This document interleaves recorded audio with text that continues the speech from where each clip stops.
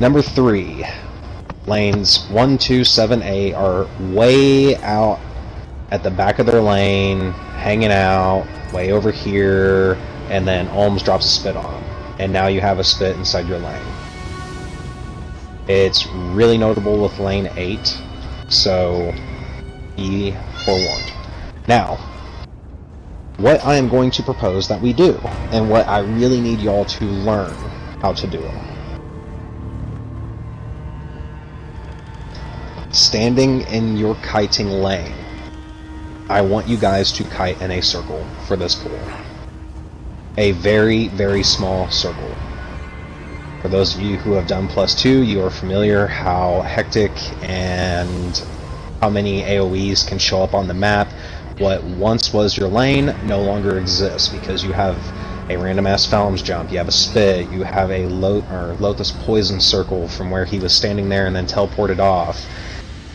For those of you that aren't familiar with all these things, just know that you might find yourself without a lane at all.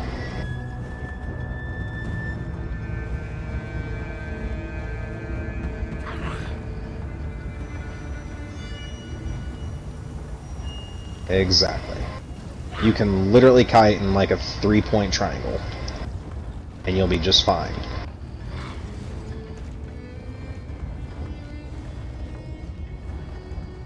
So, when we start this, that is every DPS's goal. Whenever kite happens, I don't want to see anyone like way out in the back of their lane. I want everyone to kite in as small of a circle as possible. Don't get yourself killed doing it, obviously. So experiment, get familiar with how small you can actually control that kite. I want to add something to that, Des. Go ahead. Don't try to do it at the very start of your lane. Like, he's saying don't go all the way back, but if you try to do that, all of you, at the start of your lane, you're going to overlap. Like, move back slightly. If you're even a fourth of the way back into your lane, that's more than enough space to do what he's describing. But if you try to do it at the very beginning of your lane, you're gonna kill someone. Or yourself. I'm just calling out the things that didn't get called out when this was explained before and that I saw. Nope. I'm absolutely happy because it's very easy for me to overlook something because I've thought about it 500 times within like the last 2 hours. Thinking like, what do I need to cover, and then I never say it, and then come to find out I should have said it. So I appreciate every bit of it.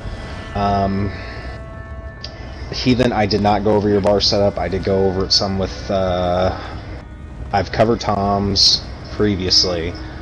I've gone over it with Barry. Heathen, you're kind of the wild card on that one. Lockheil, I can give you a brief rundown then. I'm going to trust your judgment for now. Okay. If you can cover Purge, that'd be swell. Lockheil, if you can find something to swap out for it, because I'm not used to having a Necro tank. It's so interesting what you can provide. Anyway, we're just going to go ahead and run with what we got. Even if you want to last second throw Purge on, more power to you. But I want to see how people handle this new kiting idea. Again, don't be like right up inside Olms trying to do that little circle because you will get killed not either by your neighbors or by the secondary kite. But what I don't want to see is everyone like going way out here to kite. Don't do it. Stay up close. If you die, you die. That's why we're here. We're going to learn. If you're not familiar enough to be comfortable with these things, then I want to throw you into the fire so that way you get comfortable. I don't want to get to +2 and find out that somebody's scared of kite. If you see you have a neighbor like hanging out near you, like, don't be territorial. Try to work around each other. Again, you're a team. One last note is once we have Lothus, Aubrey is our interrupter. If she has to be somewhere, she takes priority. So be aware, she might be in your area. If she's in your area, she's doing a very important job. So just let her be. The importance of the kite method, by the way, on top of the fact that poison or a jump or any kind of AoE could be in your spot, I could be in your spot, and I am like them. I do not care that I am in your spot. I'll try not to be, but if I have to be, I will be in your lane. Prepare. Don't kill me. Alrighty. With that being said, something Des didn't mention, and I'm going to mention it now because it is a prog. When Lothus is out, whether during the plus Lothus or during the +2, there are 6 of you who can res. I will not res if Lothus is alive, period. If Lothus is about to be alive, I won't res, because I have to be able to get that interrupt. He's the backup interrupter, so a lot of times he won't res. Which means for the other 6 of you, make sure you're rushing for reses. Don't ever let someone be down and assume someone's gonna get it. Be the one to get it. If you get there and someone else is there, okay, good job, you tried. But there aren't 8 people in here who are going to be resing. There are 6, and if one's dead, there are 5. The more DPS dead, the less people there are to res. So just please, please, please keep that in mind. Because it can get really messy if that gets ignored. Aye, aye. Not you. Sorry, I'm not on mic because I keep coughing. To fucking res somebody, I will kill you. No, I don't want to die. After Dez's threat yesterday, no, I don't want it. Alright guys, I know that I'm taking this nice and slow and talking a lot, so we'll go ahead and jump into it, see how we do. I'm gonna hang back and watch. At times you'll notice that I get quiet, at other times I'm gonna be barking and saying, like, calling out, call-outs left and right. Tom and Barry, if you guys see a protector, for my support in general, Lockheed, I'd appreciate you being on mic too, but you know, cough cough, hint hint. Anyway, for my support, I want to go ahead and cover this now before we ever do our first pull. Try to keep callouts as short as possible. If you're a DPS, you really have little reason to be on mic. Please don't get on mic to tell me how bad the lag is after you've died. We're all Elder Scrolls Online players, we understand what lag is. So please, for the love of God, please don't tell me about what you died to, why you died to it, because that's occupying brain space that I'm going to need later to make callouts.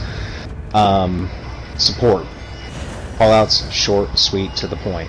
Heathen, Barry, please, please, please, for the love of God, give me callouts for Olms' jump. DPS, it is up to you to be aware of those. That callout is really for me, because I'm going to be watching everything and everybody that I possibly fucking can. I'm not going to be seeing that shit. Give the callout about 5 to 3% before the jump. Whenever it's like, whenever we're doing shit like +2, give us another callout at like 2, 1%. Like, don't let people forget about that big ass jump coming. In terms of protector, I don't care who calls them out as long as like y'all aren't overriding each other and all 4 of you are calling it out at the same damn time. But quite simply, protector, mid front, mid back, protector exit, protector entrance. That's all I need to know. And that's all that needs to be said. Short, sweet, to the point. There's going to be a lot of callouts. I'm going to have a lot to say, and I'm going to have questions for my timer keepers. We need to make this as efficient as possible. Alright. When you are ready, stack up. If you will look at this little darkened spot, and you'll see how I'm at the very tip of it, this is going to always be our starting position. If Olms turns around but hasn't aggroed yet, just step back, don't aggro him. Tom, whatever you do, do not throw a healing orb at this initial pull. I want every DPS to take advantage of the combustion synergy to get out extra damage. No one drop ultimates. I will accept a Warhorn at most, but hold your ultimates. We're going to wait until after that first protector drops and then nuke the ever-living fuck out of Olms. Right, so I'll drop a Warhorn. Luckily you get that second. Okay. Des, can I eat his jumps? What? Can I eat his jumps in attack? Yes. Healers and the tanks can eat the jump. Healers, block that shit. Tanks, yeah, just block it. Heathen, whenever you go to pull, stand like right about here and taunt him and let him come to you. Once he stops moving, then get in a little bit closer. Breath, just sidestep it. Whenever kite happens, take like